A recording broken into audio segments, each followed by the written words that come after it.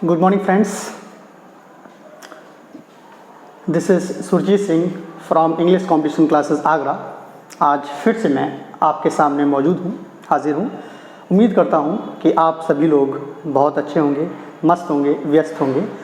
आज इस वीडियो में हम लोग नरेशन डायरेक्ट इनडायरेक्ट स्टार्ट करने जा रहे हैं। आपसे मैं ऐसी उम्मीद करता हूँ कि आप मेरे वीडियोस को कंटिन्यू करेंगे और लगातार मेरे वीडियोस अब अपलोड होते रहेंगे। आप प्लीज़ इन वीडियोस को देखकर लाभान्वित होते रहिएगा। आपको बहुत ही हेल्पफुल होंगे। अगर आप एनडीए की तैयारी कर रहे हैं, अगर आप टेट की तैयारी कर रहे हैं, अगर आप एयरफोर्स की तैयारी कर रहे हैं, सीपीओ की तैयारी कर रहे हैं, अगर आप कोई एग्ज़ाम्स जो कंपटीशन क्लासेस के हैं उसमें इंग्लिश आती है, तो उसमें आपको ये मेरे वीडियोस बहुत ही हेल्पफुल होने वाले हैं। तो आप प्लीज़ मेरे वीडियोस को कंटिन्यू देखते रहिएगा। तो स्टार्ट करते हैं। मेरे एक व्यूअर ने मुझे रिक्वेस्ट भेजी थी कि प्लीज़ सर आप डायरेक्ट इनडायरेक्ट पर कुछ वीडियोस बनाएं। तो मैं आपकी रिक्वेस्ट पर, आपकी डिमांड पर डायरेक्ट इनडायरेक्ट स्टार्ट कर चुका हूं और आज से ये वीडियोस अपलोड हो रही हैं। ठीक है, आज से हम लोग डायरेक्ट इनडायरेक्ट पढ़ रहे हैं। Thank you. आज से इस टॉपिक पर हम डिस्कस करेंगे नरेशन, जो कि डायरेक्ट इनडायरेक्ट जिसे आप कहते हैं नरेशन होता है। इससे पहले मैं आपसे कुछ डिस्कस करना चाहूँगा नरेशन के बारे में। एक्चुअली नरेशन में आपको बहुत सारी चीज़ों को ध्यान में रखना पड़ता है, जैसे कि टेंस। आपको टेंस भी आते ही होंगे, आते हैं। मैं एक्चुअली टेंस के भी वीडियोस अपलोड करूँगा, लेकिन डिमांड पहले डायरेक्ट इनडायरेक्ट की थी, तो मैं डायरेक्ट इनडायरेक्ट ही पहले डायरेक्ट कर रहा हूँ स्टार्ट। तो नो प्रॉब्लम, टेंस भी इतने तो आते ही हम लोगों को, और फिर कोई प्रॉब्लम होगी तो मैं time to time at the point, at that time मैं आपको वो क्लियर करते चलूँगा। ठीक है, स्टार्ट करते हैं नरेशन। तो नरेशन को हिंदी में कहते हैं कथन। क्या कहते हैं? कथन हम लोग कहते हैं। ये नरेशन जो वर्ड है, ये नरेट शब्द से बना है, और नरेट ये होती है वर्ब, ये होती है वर्ब, और नरेशन होता है नाउन। ठीक है ना, ये हमारा नाउन होता है, ये हमारा नाउन होता है। नरेट मीन्स कहना। यहाँ इसको हम देखेंगे तो ये होता है हमारा कहना, और ये होता है कहा गया। ठीक है, तो ये जो कहा गया है ये कोई ना कोई कहता है। तो नरेशन को जब हम डिफाइन करेंगे तो हमें नरेशन की जो डेफिनेशन है वो क्या मिलती है? Words spoken by someone. तो ये हमें मिल जाएगा वर्ड्स स्पोकन बाय समवन। और ये जो वर्ड्स स्पोकन बाय समवन होता है वो हमेशा ऑलवेज इनवर्टेड कॉमा के अंदर आता है। इनवर्टेड कॉमा के अंदर जो शब्द आते हैं वही हमारा नरेशन होता है। क्लियर? और ये जो नरेशन है ये किसी ना किसी के द्वारा कहे गए होंगे। Words are spoken by someone. तो यहाँ पर हम देखेंगे नरेशन। तो नरेशन, इसको हम दो तरह से एक्सप्रेस करते हैं। एक हमारा होता है डायरेक्ट, और एक होता है हमारा इनडायरेक्ट। क्लियर? डायरेक्ट को हिंदी में हम कहते हैं प्रत्यक्ष, और इनडायरेक्ट को कहते हैं अप्रत्यक्ष। तो ये direct, when we express the actual words spoken by a speaker as well as, ठीक है ना, तो ये होता है हमारा direct. and when we express the actual words spoken by a speaker in our language or in our words is called indirect speech. Example, for example देखिएगा, ये ईजी हम लिखते हैं इंग्लिश के लिए ईजी लिखते हैं। वैसे एग्जाम्पल के लिए आप EX यूज़ करते हैं, मैथ्स में, केमिस्ट्री में, फिजिक्स में EX यूज़ करते हैं, but in grammar we always use EG।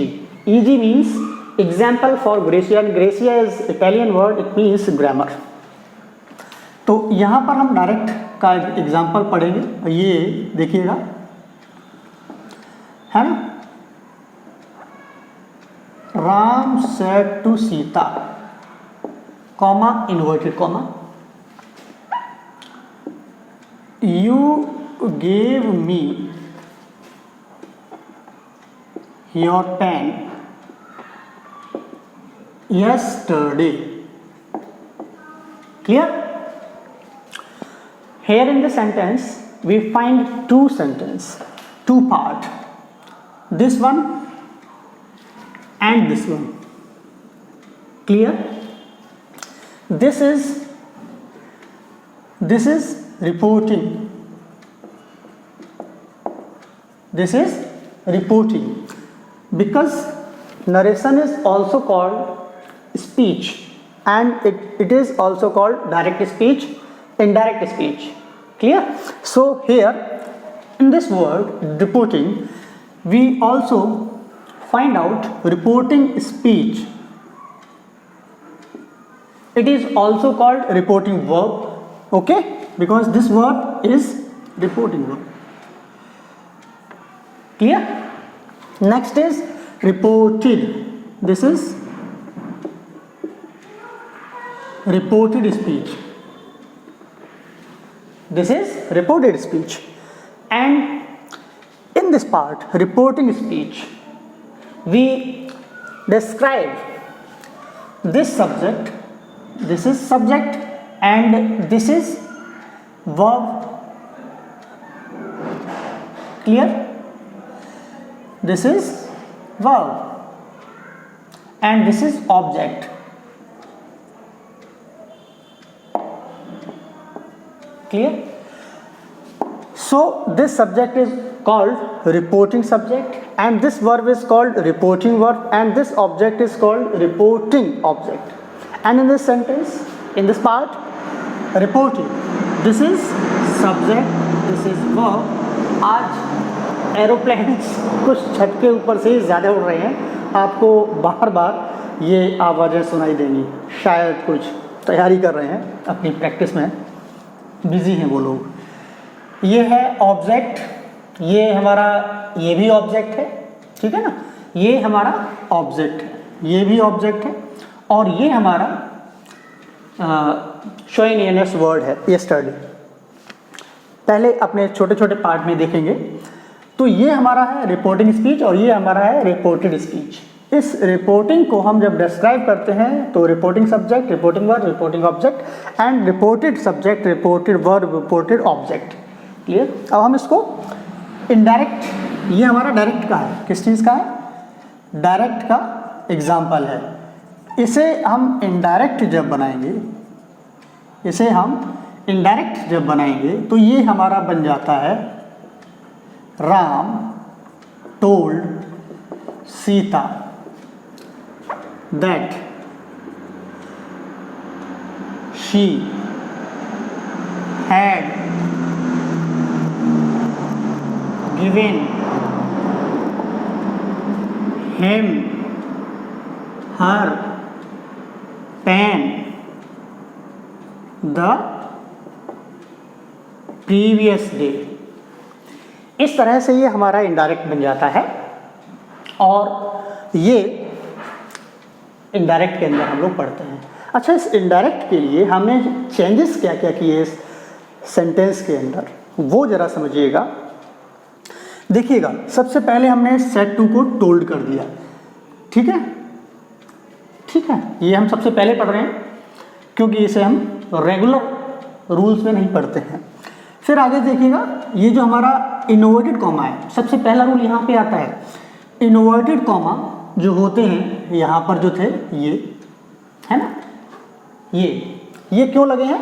क्योंकि ये जो सेंटेंस है वो इसने कहा है। सो ही, यहाँ पे राम जो है ना, ये स्पीकर है, ये स्पीकर है, तो इसके द्वारा कहे गए शब्दों को जब हम ज्यों का त्यों रखते हैं तो हमारा होता है डायरेक्ट, लेकिन स्पीकर के शब्दों को अपनी भाषा में, अपने शब्दों में जब हम रखते हैं तो ये हो जाता है इनडायरेक्ट, अप्रत्यक्ष कथन। अब देखिएगा इसके अंदर हमने क्या किया, सबसे पहले इन्वर्टेड कॉमा को हटाया। ठीक है, जब इन्वर्टेड कॉमा को हटाया तो ये सेंटेंस अब हमारा एक हो गया है, ये सेंटेंस दो है, इन्वर्टेड कॉमा के बाहर, इन्वर्टेड कॉमा के अंदर। ठीक है ना, यहाँ एक हो गया है और यहाँ जब एक हुआ तो एक सेंटेंस करने के लिए हमने एक कंजक्शन का यूज किया। ये क्या है हमारा कंजक्शन, तो हमने कंजक्शन को यूज किया। तीसरा, जब आगे चलेंगे हम तो यहाँ पर आपको यू दिख रहा है और यहाँ पर आप इसे सी देख रहे हैं, तो ये हमारा रूल नंबर 3 होता है प्रोनाउन में चेंजिंग। ये प्रोनाउन में चेंज करते हैं। यहाँ पे हमने देखा है gave, gave is the second form of give, so ये सेकेंड फॉर्म है, V2 है और V2 पास्ट के इंडेफिनिट में यूज होता है। पास्ट के इंडेफिनिट को हमने चेंज कर दिया और बना दिया हैड गिवन। क्यों? क्योंकि ये रूल है, हम आगे पढ़ेंगे, डिस्कस करेंगे, वीडियोस में हर चीज़ क्लियर करते चलेंगे। और फिर से देखिए मी को हमने चेंज किया हिम में, तो ये यही वाला रूल है प्रोनाउन, जहाँ जहाँ हमें प्रोनाउन मिलेगा तो हम उसे चेंज करते चलेंगे। ठीक है ना, तो ये हमने क्या किया, ये भी हमने चेंज कर दिया हिम, फिर से प्रोनाउन मिला, हमने फिर से चेंज कर दिया, है ना। पेन, पेन, यस्टरडे हमारा शोइंग वर्ड है, इसको भी हमने चेंज कर दिया। तो ये हमारे टोटल रूल जो हम पढ़ेंगे जनरली, आप इन रूल के हेल्प से किसी भी डायरेक्ट इनडायरेक्ट को सॉल्व कर पाएंगे। सबसे पहली बात है यही रूल है, डिस्क्राइब करते हुए हम इन लोगों को, इन रूल्स को अच्छे से पढ़ते चले जाएंगे। तो क्या हमने रूल पढ़ा, first commas and inverted commas are removed, second suitable conjunction is used, third the pronoun is changed and the verb, because यहाँ पे verb है, इस verb से हम tense, जो हमारे tenses होते हैं वो verb के ही help से हम पहचानते हैं। तो ये tense कह सकते हैं, verb कह सकते हैं। तो tense या verb is changed, प्रोनाउन ये वही प्रोनाउन है। और अगला रूल है हमारा शोइंग न्यूनेस वर्ड को चेंज करते हैं। ठीक है ना, ये हमारा सेट 2 को टोल्ड में रिपोर्टिंग वर्ब है, वो according to rule time to time change करते रहेंगे, वो मैं आपको डिस्कस करता रहूँगा। मैंने आपको बोल रखा है कि सारे के सारे रूल्स एक साथ तो मैं आपसे डिस्कस नहीं कर सकता हूँ, लेकिन धीरे धीरे सारे के सारे रूल्स आप डिस्कस कर सकते हैं। तो फर्स्ट रूल हमारा होता है कॉमा इन्वर्ट कॉमा रिमूव्ड, इसके लिए हमारे पास कोई रूल नहीं होता है। लेकिन जो नेक्स्ट रूल होता है कंजक्शन के लिए, यहाँ कंजक्शन के लिए जो रूल होंगे उसमें थोड़ा हमें देखना पड़ेगा। जहाँ आपको समझ में नहीं आए आप प्लीज़ वीडियो पॉज करके देखते रहिएगा। मैं आगे बढ़ता हूँ, चलिएगा।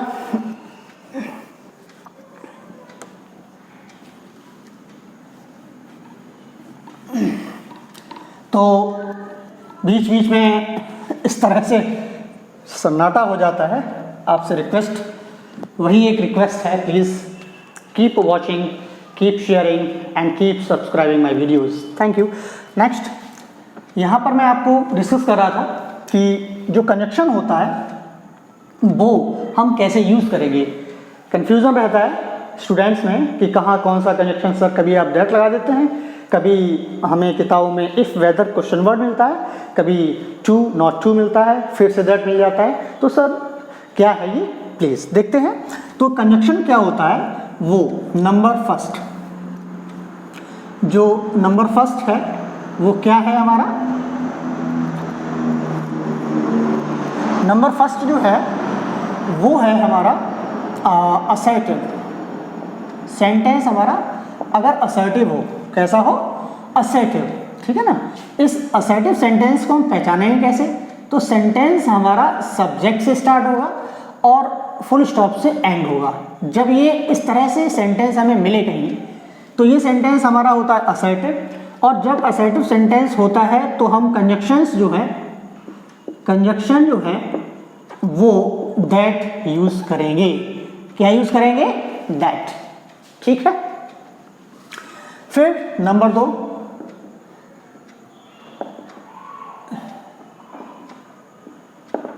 इंटरोगेटिव सेंटेंस अगर है तो इंटरोगेटिव सेंटेंस में या तो हेल्पिंग वर्ब से सेंटेंस शुरू होगा या क्वेश्चन वर्ड से, और सेंटेंस एंड होगा क्वेश्चन मार्क से।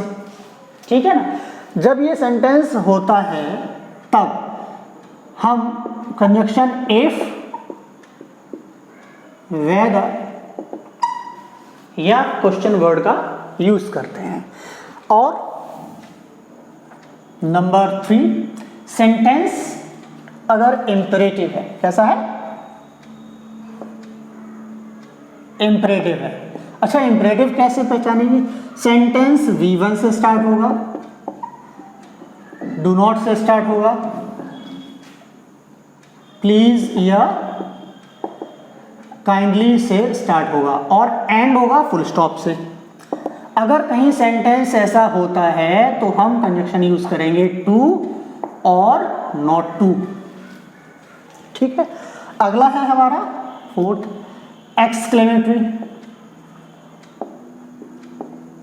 एक्सक्लेमेटरी सेंटेंस अगर हमारा एलास लेता है, किसी सेंटेंस में एलास आता है, हुर्रा आता है ना, हुर्रा आता है, ब्रेवो आता है, ठीक है, व्हाट ए आता है या हाउ आता है।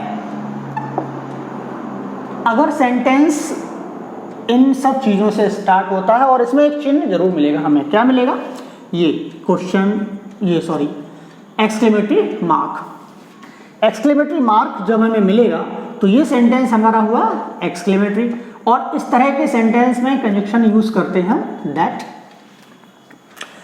नेक्स्ट एंड लास्ट, ये हमारा होता है ऑप्टेटिव। ऑप्टेटिव में जो सेंटेंस स्टार्ट होता है वो होता है मे से और एंड होता है एक्सक्लेमेटरी मार्क से। अगर सेंटेंस हमारा ऐसा है तो कंजक्शन यूज होगा दैट। कंजक्शन हम यूज करेंगे दैट। तो कंजक्शन जो हमने पढ़े वो किस तरह से पढ़े हैं वो देखिएगा प्लीज। अगर असर्टिव सेंटेंस है कंजक्शन दैट, इंटरोगेटिव सेंटेंस है कंजक्शन इफ, वेदर या क्वेश्चन वर्ड। अगर सेंटेंस हमारा इंपेरेटिव है तो कंजक्शन टू और नॉट टू। अगर सेंटेंस हमारा एक्सक्लेमेटरी है तो कंजक्शन दैट। अगर सेंटेंस हमारा ऑप्टेटिव है तो कंजक्शन दैट। तो ये हमारे कंजक्शन के रूल थे और कंजक्शन कैसे यूज करेंगे ये हमने पढ़ा है। नेक्स्ट जो हमारा रूल है, नेक्स्ट रूल है वो मैंने आपको बोला था प्रोनाउन। क्या करेंगे? प्रोनाउन। ठीक है ना। तो प्रोनाउन कैसे चेंज करेंगे देखिएगा। प्रोनाउन जो होते हैं वो हमने पढ़ रखे हैं पर्सनल प्रोनाउन, है ना। I, we, you, he, she, it, they, इन्हीं को हमने पढ़ा है। ठीक है। तो क्या पढ़ा है हमने? ये हमने सब्जेक्टिव केस में पढ़ा है इनको। सब्जेक्ट, ऑब्जेक्टिव केस, है ना, एंड पॉसेसिव केस। ये हमारे केस होते हैं, ये हमारे केस होते हैं। इनके अंदर हम लोग पढ़ते हैं तो इन्हीं के थ्रू हम लोग प्रोनाउन को बदलते हैं। पॉसेसिव केस, ठीक है ना। एक पॉसेसिव प्रोनाउन होता है और एक पॉसेसिव एडजेक्टिव होता है। तो यहां पर जो केस होगा वो पॉसेसिव एडजेक्टिव वाला केस होगा। कौन सा होगा? Possessive adjective. ठीक है। अब यहां पर ये देखिएगा, मैं इधर लिख देता हूं first person and second person and third person. ठीक। सब्जेक्ट में अगर होगा तो फर्स्ट पर्सन क्या होगा? यहाँ पर मैं सिंगुलर और प्लूरल ये भी लिखता चल रहा हूँ। तो सिंगुलर हमारा होगा आई, प्लूरल होगा वी। यहाँ ऑब्जेक्टिव केस में ऑब्जेक्ट मी सिंगुलर और प्लूरल ये होगा हमारा अस। पॉसेसिव केस में ये होगा सिंगुलर माई या माइन। हम पढ़ते हैं माई और माइन, ठीक है ना, लेकिन ध्यान रखना है ये माइन जो होता है पॉसेसिव प्रोनाउन होता है, एडजेक्टिव नहीं होता है। अच्छा, ये पॉसेसिव एडजेक्टिव और पॉसेसिव प्रोनाउन क्या होता है वो जरा समझिएगा। पॉसेसिव प्रोनाउन समझ लीजिएगा तो समझ में आ जाएगा। पॉसेसिव प्रोनाउन, ठीक है, प्रोनाउन। तो ये प्रोनाउन जो होता है वो क्या होता है, आई का ये होता है माइन, ठीक है, ये क्या होता है माइन, और अवर्स ये हो जाता है वी का अवर्स, ठीक है। अब ये देखिए जरा सा, सेकेंड पर्सन यू, यू है ना, यू एंड यू, सिंगुलर में भी और प्लूरल में भी, सब्जेक्ट में भी ऑब्जेक्ट में भी। पॉसेसिव में यहाँ पर रहता है योर और प्रोनाउन हो जाता है, अच्छा सिंगुलर प्लूरल दोनों एक से रहते हैं, ठीक है। पॉसेसिव प्रोनाउन हो जाता है हमारा योर्स, ये एस जुड़ गया इसमें, ठीक। नेक्स्ट थर्ड पर्सन, ही लड़के के लिए, शी लड़के के लिए, लड़की के लिए, और इट ये हमारा निर्जीव वस्तुओं के लिए, पशु पक्षियों पेड़ पौधों के लिए। तो यहाँ पर हम अब देखिए जरा सा, इसका प्लूरल क्या हो जाता है दे, इसका भी प्लूरल क्या हो जाता है दे, ये यही रहता है, इट ही रहता है। ऑब्जेक्ट ही का हिम, दे का देम, शी का हर, दे का देम, इट ही रहता है यहाँ भी। फिर नेक्स्ट यहाँ पर ही का हिज, ठीक है, दे का देयर, शी का हर, दे का देयर, और इट का इट्स। तो इनका प्रोनाउन क्या बन जाएंगे, ये प्रोनाउन होता है हिज, देयर, और शी का होता है हर्स, हिज, हर्स और देयर्स, और इट तो इट्स ही रहता है। ये हमारे प्रोनाउन होते हैं। तो ये प्रोनाउन हमारे देखिए mine, ours, yours, his, hers, theirs, its, इनके साथ कभी भी, क्योंकि ये प्रोनाउन है तो इनके साथ कभी भी नाउन का प्रयोग नहीं होता है, क्योंकि ये प्रोनाउन होते हैं। And pronoun is always used in place of a noun, and this is passive adjective, और adjective always used for a noun और pronoun, because we know adjective qualifies noun और प्रोनाउन। तो ये हमारे प्रोनाउन हैं। अब इनके बाद हमारे पास एक फॉर्मूला होता है, वो और हमें पढ़ना है। वो फॉर्मूला क्या है वो तैयार करते हैं। थोड़ा सा मैं आपसे ब्रेक लूँगा, इंक इसमें फिनिश हो चुकी है, इंक डाल लेते हैं।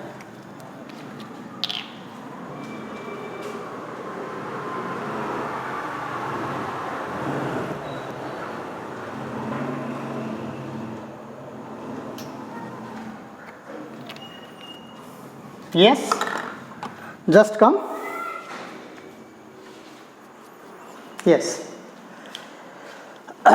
तो ये हमारे प्रोनाउन के रूल्स में हमने पढ़े हैं, और इसके बाद जो होता है वो क्या है वो देखिएगा।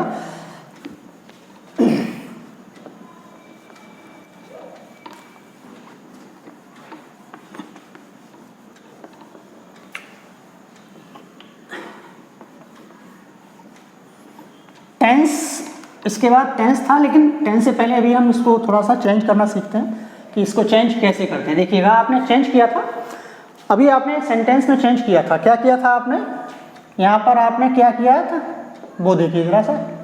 जैसे Ram said to Sita, clear, हमने पढ़ा था Ram said to Sita, you gave,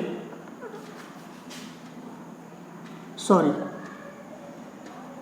I gave you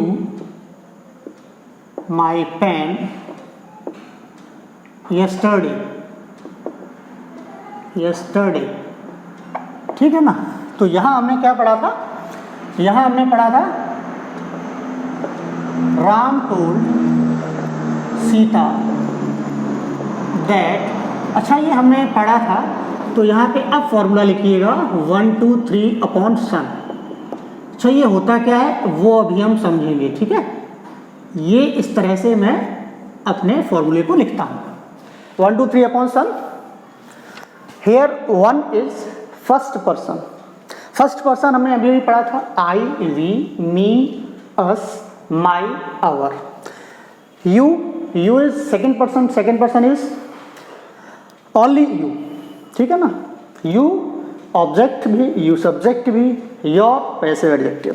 third person is he, she singular, it निर्जीव वस्तुओं के लिए, और दे ही, सी का ऑब्जेक्ट में हमने पढ़ा था वही है।